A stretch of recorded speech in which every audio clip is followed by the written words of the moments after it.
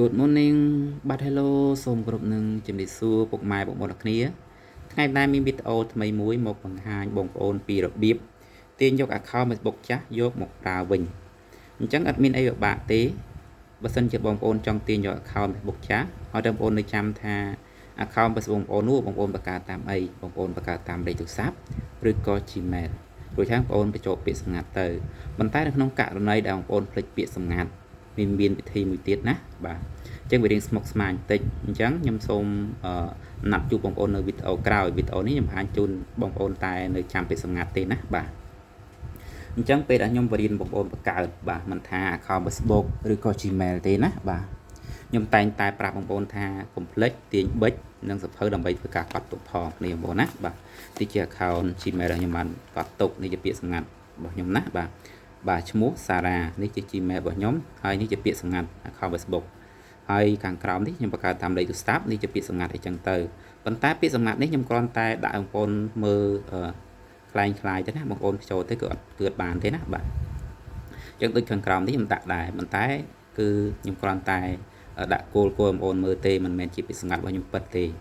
អញ្ចឹងមកដល់វីដេអូយើងវិញបាទមកដល់កន្លែងទូរស័ព្ទយើងវិញបើសិនជាបងប្អូនចង់ចូលទៅ account Facebook ចាស់បងប្អូនឧទាហរណ៍បងប្អូនលេង Facebook រាល់ថ្ងៃអញ្ចឹងបងប្អូនចូលមក account Facebook មករួចហើយបងប្អូនមើលជាស្រ័យបាទបងប្អូនចូលមក account Facebook អញ្ចឹងបងប្អូនឃើញសញ្ញាត្រេ3នៅខាងក្រោម Messenger ហ្នឹងបងប្អូនចុចទៅលើហ្នឹងមកបាទរួចហើយបងប្អូនអូសពីក្រោមមកលើឲ្យផុតណាត្រូវមើលពាក្យថាចាក់ចេញអញ្ចឹងមួយចុចពីលើហ្នឹងមកបាទចុចពឹបអញ្ចឹងឲ្យមានអក្សរទី1បោះបង់ទី2បាទដាក់ចេញអក្សរពណ៌ក្រហមហ្នឹងចុចបងប្អូនចុចទៅលើអក្សរពណ៌ក្រហមមកអញ្ចឹងបងប្អូនចុចអញ្ចឹងកុំភ័យតាមចុចអញ្ចឹងមកបាត់ account Facebook ថ្មីបងប្អូនអត់បានទេបងប្អូនណាបាទនេះបងប្អូនណាបាទអញ្ចឹងបងប្អូនចង់ចូល account Facebook ដែលបងប្អូនលេងរាល់ថ្ងៃបងប្អូនចុចទៅលើហ្នឹងមកហើយបងប្អូនចង់ទាញយក account Facebook ចាស់បងប្អូនចុចពាក្យថាបើកកម្រងព័ត៌មានផ្សេងទៀតណាអញ្ចឹងចុចលើហ្នឹងមកបាទដូចហើយបងប្អូនបញ្ចូលបាទ Gmail និងពាក្យសម្ងាត់ account Facebook បងប្អូនមកណាបាទនេះជា account Facebook របស់ខ្ញុំគឺសារ៉ាបាទហើយនេះជា Gmail និងពាក្យសម្ងាត់អីចឹងទៅណាបាទអញ្ចឹងខ្ញុំសូមចុចសញ្ញាកូនមួយហើយបញ្ចូលបាទប៉ែនស្អីប៉ែនធីបាទ0011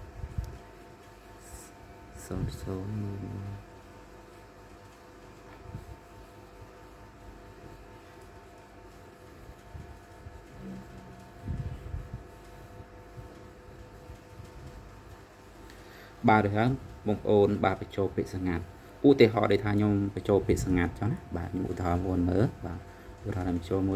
យចឹងបើសិនជាបងប្អូនអត់ច្បាស់ក្នុងចិត្តថាពាក្យសម្ងាត់បងប្អូនត្រឹមត្រូវឬក៏ខុសទេបងប្អូនអាចចុចសញ្ញាភ្នែកនៅមើលបានណាបាទអញ្ចឹងចុចមកប៉ាក់មកនោះនឹងបើក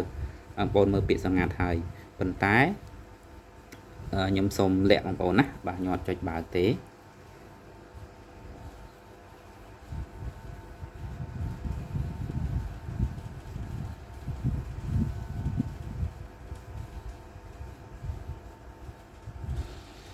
បាទនេះបងប្អូនខ្ញុំបញ្ចូលពាក្យសម្ងាត់ខ្ញុំបានរួចរាល់ហើយអញ្ចឹង account Facebook នេះជាឈ្មោះបាទសារ៉ាណាអញ្ចឹងខ្ញុំសូមចុចពាក្យថាចូលមក